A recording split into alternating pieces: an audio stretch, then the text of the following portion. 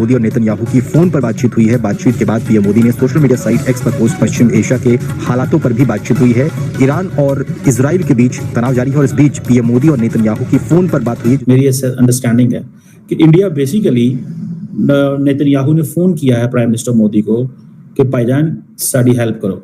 जो ममालिक के ताल्लुकात होते हैं ना, ये बड़े इंपॉर्टेंट होते हैं। मैं आपको बात बताऊं, कंट्रीज पे अ लॉट ऑफ अटेंशन। लोगों को, मुल्कों को इस चीज से कोई गर्ज नहीं है कि फलस्तीनियों से क्या हो रहा है।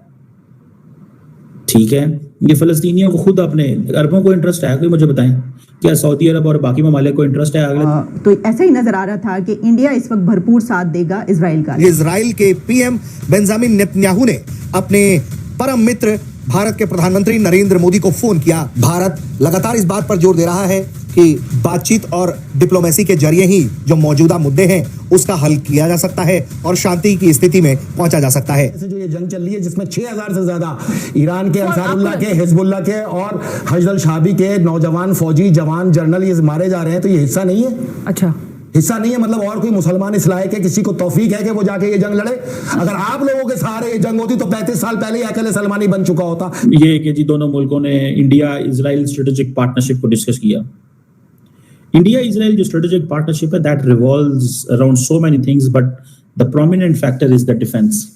मोदी साहब की अब इजराइल की नेतन्याहू से बात कर रहे हैं, असलहे के हवाले से, ड्रोन के हवाले से। लगता है कि भारत का जंगी जुनून सर चढ़ के बोलने लगे और सारी चीजें सामने आने लगी। काफिर मुल्क है, ये तो आएंगे आगे। ये पाकिस्तान थोड़ा है, अच्छा। उधर मुसलमान मर रहे हैं कि पाकिस्तान आगे नहीं हो रहा। सही। तो वो काफिर है, काफिरों की काफिर मदद करे। आपने सबसे पहले घबराना नहीं है, बाहसियत कौम हम इसका मुकाबला करेंगे। इजराइल के द्विपक्षीय संबंधों को लेकर भी चर्चा की और आने वाले दिनों में इसे और मजबूत करने पर जोर दिया। इसे इंडिया इजराइल स्ट्रेटेजिक पार्टनरशिप को आगे बढ़ाने पर भी कई मुद्दों पर बातचीत की गई है। इसके अलावा दोनों ही देश के नेताओं ने एक दूसरे से संपर्क में बने रहने का भी वादा किया है।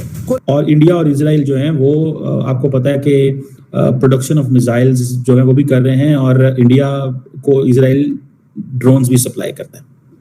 सो मुझे मेरी असेसमेंट, मेरी अंडरस्टैंडिंग है कि इंडिया बेसिकली नेतन्याहू ने फोन किया है प्राइम मिनिस्टर मोदी को कि भाईजान साड़ी हेल्प करो, हमें हेल्प करो। और हेल्प इसलिए करो कि एक तरफ आपको पता है कि ईरान बिल्कुल तैयार बैठा हुआ है। ईरान तैयार बैठा हुआ है कि हमने हमला करना ही करना है, क्योंकि ईरान की जितनी प्रॉक्सीज हैं, हमास, हिजबुल्लाह, हूथीज, तीनों के तीनों जो हैं वो बड़ी नाराज हैं ईरान से, बिकॉज के हमास की जो लीडरशिप है वो IRGC की प्रेजेंस में मारी गई है। मतलब IRGC ईरानियन जो ईरान की जो रेवोल्यूशनरी गार्ड कोर है उसकी सिक्योरिटी में मारी गई है। लेकिन इंडिया जो है वो अपना असला देगा। ये जो मैंने आपको बात बताई है कि स्पेनिश कोस्ट के ऊपर इंडिया की जो लंगर अंदाज होना चाहती थी एक शिप, ठीक है जी, और सुनने में आता है कि शायद वहां पे लोगों को पता था, तो उस पोर्ट पे जो बहुत सारे जो शायद जो पैलेस्टीनियन फ्लैग्स लगे हुए थे, प्रोटेस्टर्स भी थे, और उन्होंने कहा कि इस शिप को इंस्पेक्शन करें क्योंकि इसमें वेपन्स जा रहे हैं इजराइल, ठीक है जी। और फिर ये हुआ कि बहुत सारे जो लेफ्टिस्ट हैं उन्होंने यूरोपियन पार्लियामेंट को लेटर लिखा कि वो जो स्पेनिश सदर हैं उनसे पूछें कि उसको वहाँ पे डॉक ना होने दिया जाए, ठीक है, क्योंकि ये शिप जो है इसके अंदर वेपन्स हैं और ये वेपन सारे के सारे इजराइल जा रहे हैं।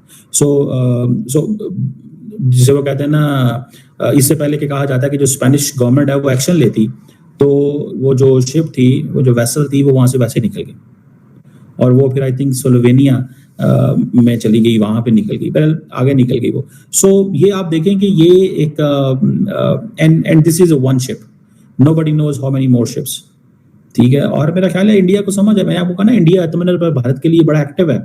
आपको मैं बता सकता हूँ कि बहुत सारे ऐसे ममालिक हैं जिनको, छोटे ममालिक, जिनको इंडिया ये कहता है कि हम वेपन्स बेचना चाहते हैं, हम हेलीकॉप्टर बेचना चाहते हैं, हम चीजें बेचना चाहते हैं, हमसे लें आप।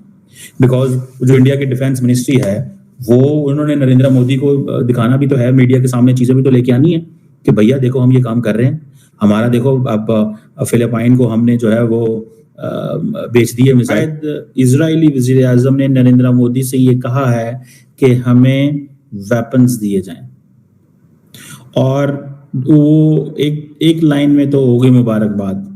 आगे जो सारी डिस्कशन है वो सारी की सारी ये है कि जो सिचुएशन है उसमें वेपन्स दिए जाएं, और नरेंद्र मोदी क्या कह रहे हैं? वो कह रहे हैं जी हालात को डीएस्केलेट करें। डीएस्केलेट किसने करने हैं? इजराइल ने। तो इजराइल को ही वो कह रहे हैं कि डीएस्केलेट करें, लेकिन वो नहीं कर रहे।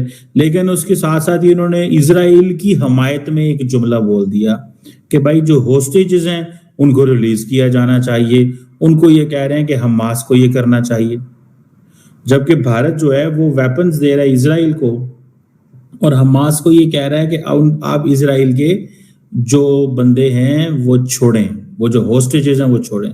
और साथ में उन्होंने कहा जी कि हम चाहते हैं कि ह्यूमैनिटेरियन असिस्टेंस भी पहुंचे गजा के लोगों को और डायलॉग और डिप्लोमेसी को रास्ता दिया जाए। और ये कि जी दोनों मुल्कों ने इंडिया इजराइल स्ट्रेटेजिक पार्टनरशिप को डिस्कस किया। इंडिया इजराइल जो स्ट्रेटेजिक पार्टनरशिप है that revolves around so many things, but the prominent factor is the defence.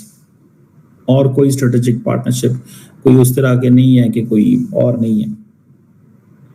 Iran हमें वेलकम कर रहा है, हमें चाहिए कि हम ईरान के साथ शाना बिशाना उनके साथ चलें। ठीक है, लेकिन उसमें ये हो जाएगा ना, जैसे भाई ने कहा कि भाई मेरी नजर में तो वार्निंग भी नहीं देनी चाहिए थी, अटैक कर देना चाहिए था। लेकिन आपको नहीं लगता ऐसे तो वर्ल्ड वॉर 3 या एक ऐसा माहौल पूरी दुनिया में जंग का माहौल हो जाता इंसानों। वॉर ही चल रहा है बॉस, क्या नहीं चल रहा। वर्ल्ड वॉर की आड़ में बड़ा कुछ करते जा रहे हैं। फिर ये भी है ना, जंग हो जाए, मेरी आपकी लड़ाई हो जाए, नुकसान आपका भी हो सकता है, मेरा भी हो सकता है। अल्लाह ना करे इस तरह की भी सिचुएशन बने, फिर हम अगर इस तरह का कुछ करते हैं फिर हमारे पे कोई इस तरह का जवाबी कार्रवाई। और आपको पता है इसराइल की जो टेक्नोलॉजी है अमेरिका उनके साथ है कि हम एटम पावर नहीं है। हाँ है, बिल्कुल है। फिर दस फर्क की चीज क्या?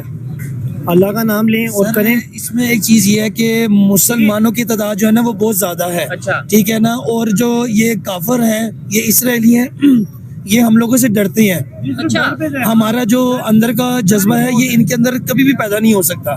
हम लोगों के अंदर ज्यादा जज्बा है कि यार या तो मार देंगे या मर जाएंगे, ये चीज उनमें नहीं है।